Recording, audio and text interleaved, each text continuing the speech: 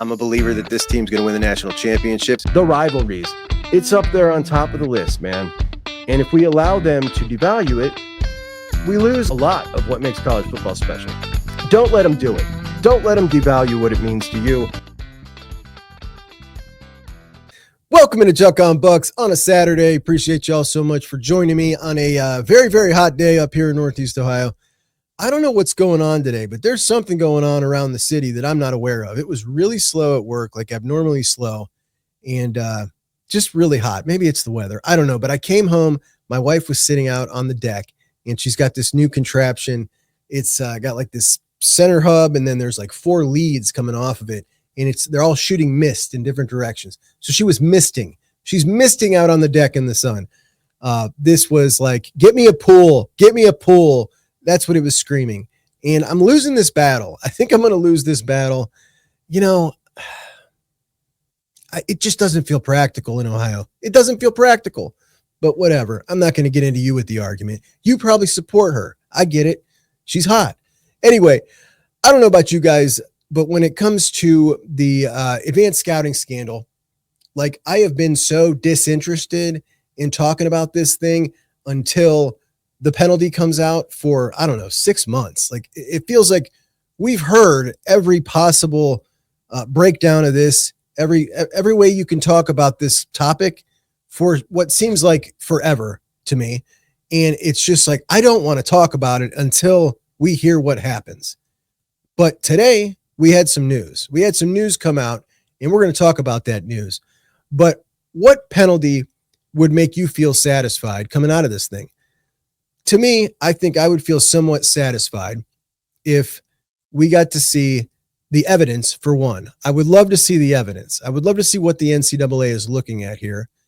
And at the end of the day, if they came back and said that all those games that Stallions participated in from the very first time that they have evidence of him doing advanced scouting through the final season he was on the staff, not the final game, the final season. If all those games were wiped out of the record books, including postseason results, I would be pretty happy about that. Now, Michigan fans will say he wasn't on the team for the postseason run. Even Charlie Baker, NCAA president, said we won it fair and square. Yes, he did say that. And what he meant by that was those final games of the year when Connor Stalions was no longer with the team, Michigan was not operating with an advantage from advanced scouting in those games. That's what he meant by that. However, if you violated the rules and got an unfair advantage in half of the games that season, then the championship and the playoff wins, that wasn't fair and square because you don't know if you would have even gotten there. You don't know what if you would have won all those games to begin the year. And sure, you may think you would without it. I may think you would without it, but that's what happens when you cheat. You get screwed. So if that were the penalty, and a lot of people don't think that has any teeth, that would make me very happy. That would make me extremely happy because when we look at record books and we look at wins and total wins, obviously that would take them below 1,000. That would be pretty significant. It would close the gap that Ohio State has on them in total wins. It would take away some of those head-to-head wins that they've extended the lead in. That would make me pretty happy. And I know that like you can't go back. Like they can say we won it fair and square. We saw it. You can't take it away from us. You can say that all you want, but it's not in the record book, so it doesn't officially count.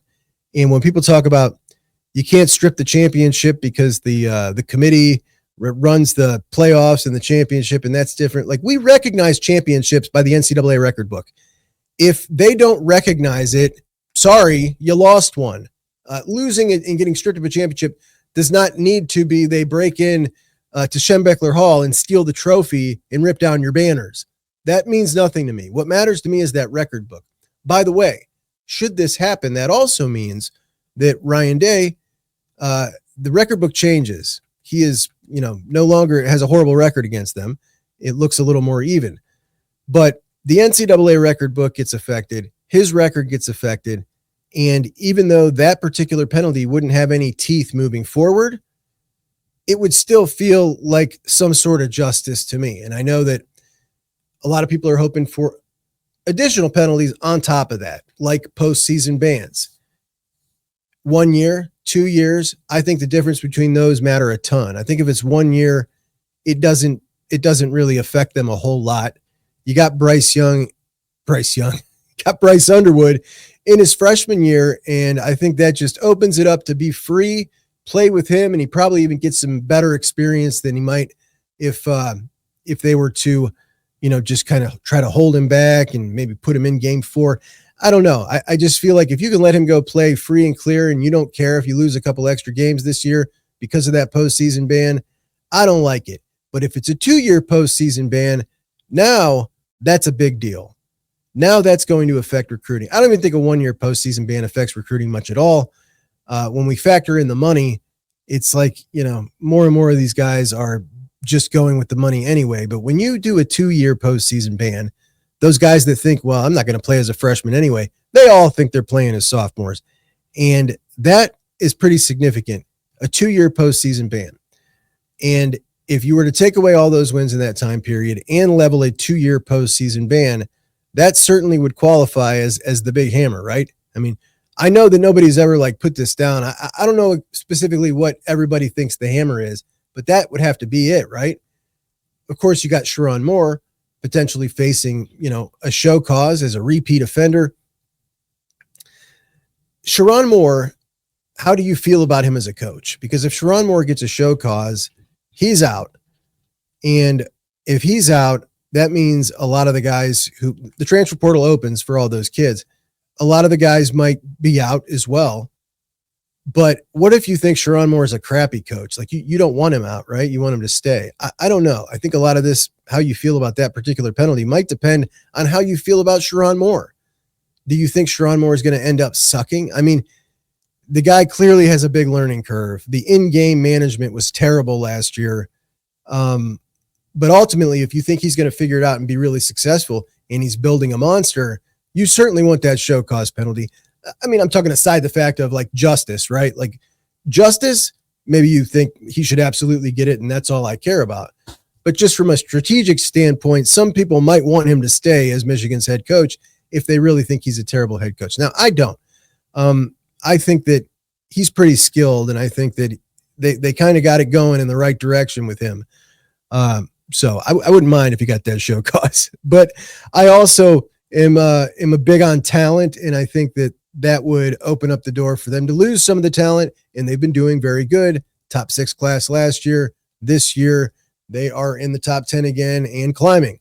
Now, let's get to the reason I brought this up today. And one of the things that really irritates me about this entire thing is the bizarre thing that Michigan fans have done.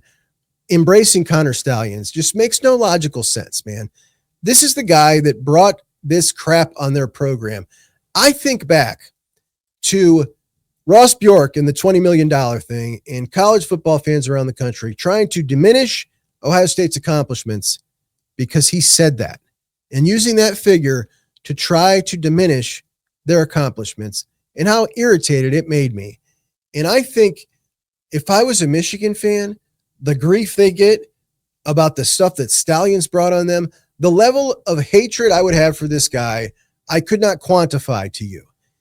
And we see so many of them, not all of them, there are plenty of them who can't stand this fact, but so many of them embrace him, call him a hero, and it makes no logical sense. This guy brought this on.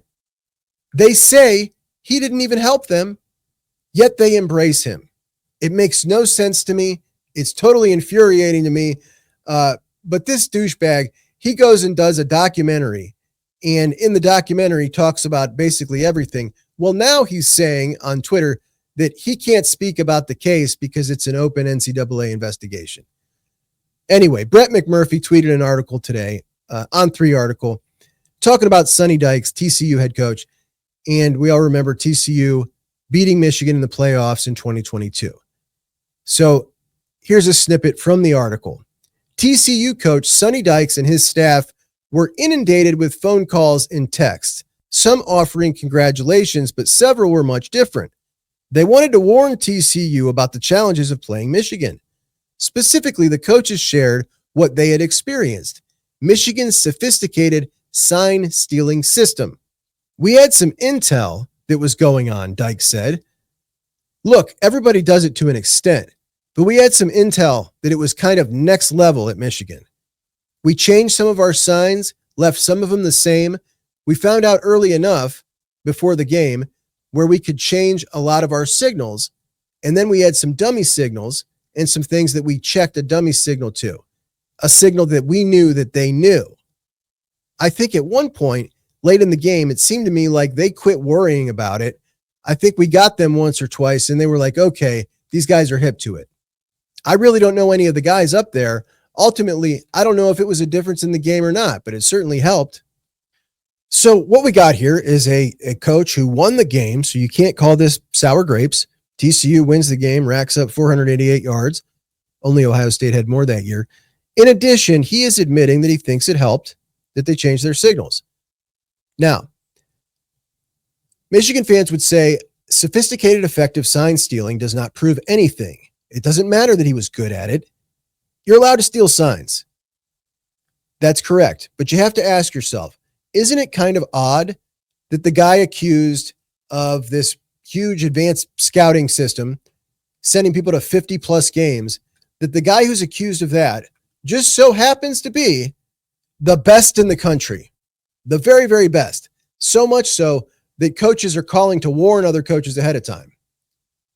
Well, Connor Stalions had some things to say about this article.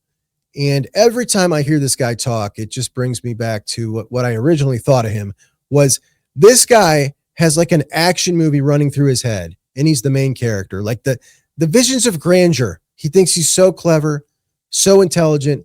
Never forget, this is the guy that in his documentary showed us a couple pages of his brilliant manifesto. And one of them was he had a chart where all the NFL players hailed from, what state they were from, you know, to give him the up and up in recruiting, and sat there with a goofy grin like he was brilliant for thinking of this. Then he was platformed by a couple college football shows, which just made me furious. Crane and Co., that goofy show, put him on. J.D. Pickle put him on. J.D. Pickle just loved him, man, chopped it up. And, they just talk ball. They just talk ball. It was disgusting.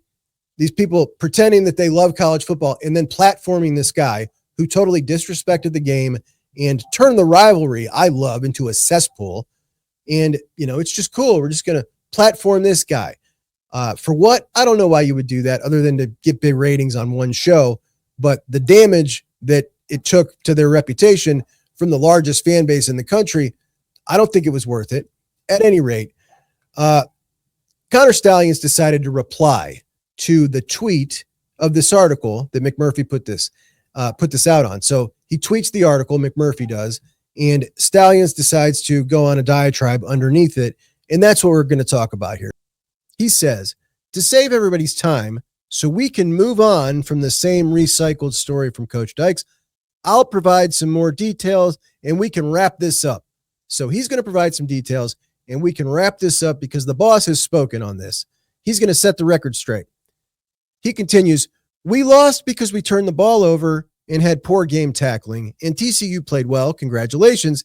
The same way we won the Natty when I was not with the program, because we blocked well, tackled well, and took care of the rock. Welcome to the game of football.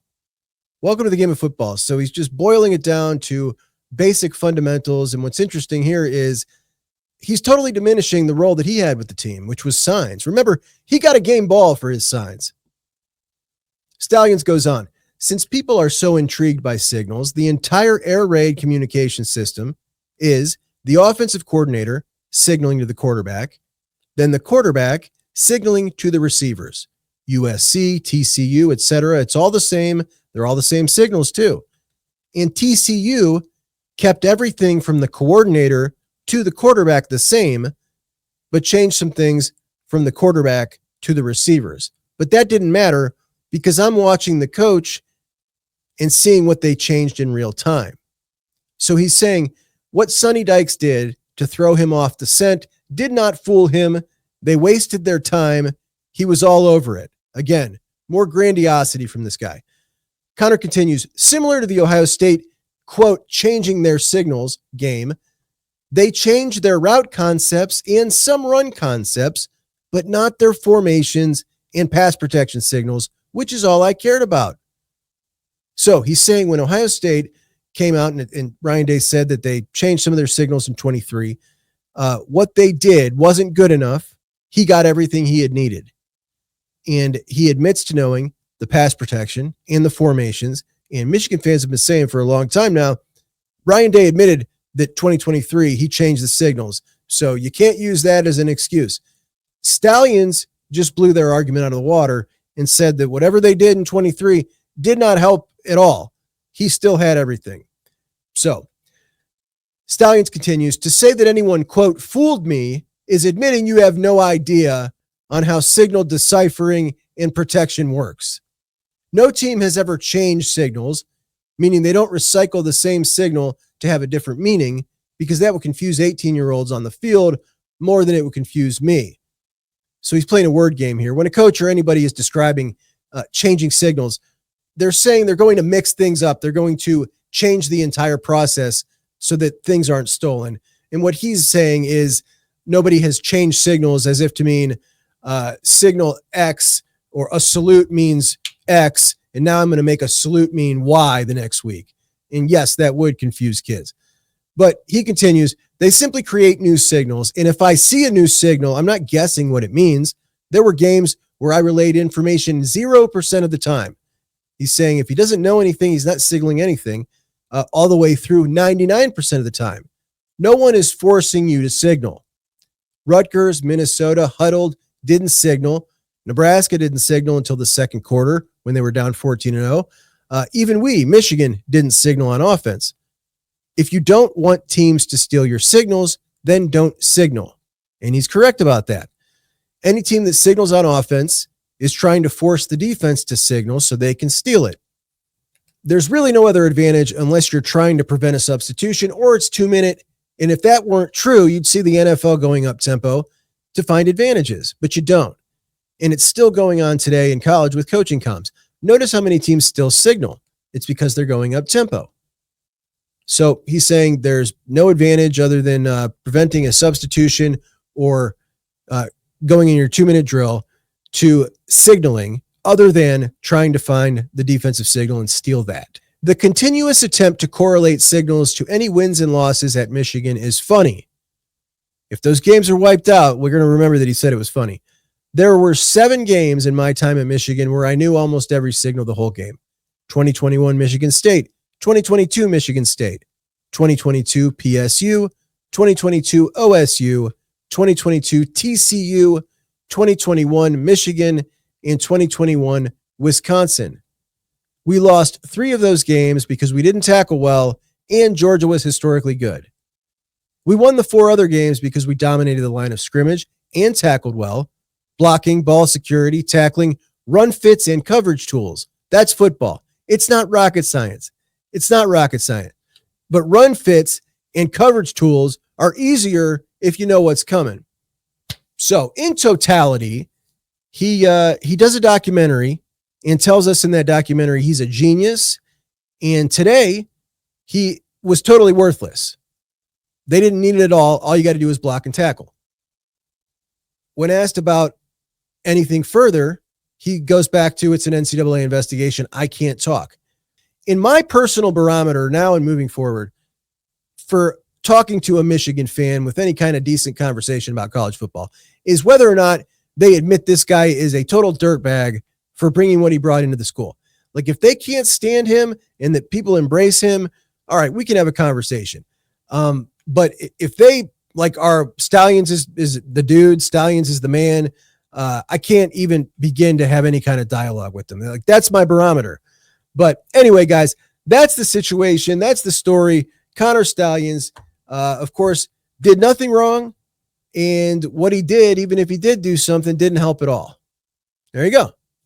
Appreciate you. Talk to you soon. Have a great weekend. JUCK'S out.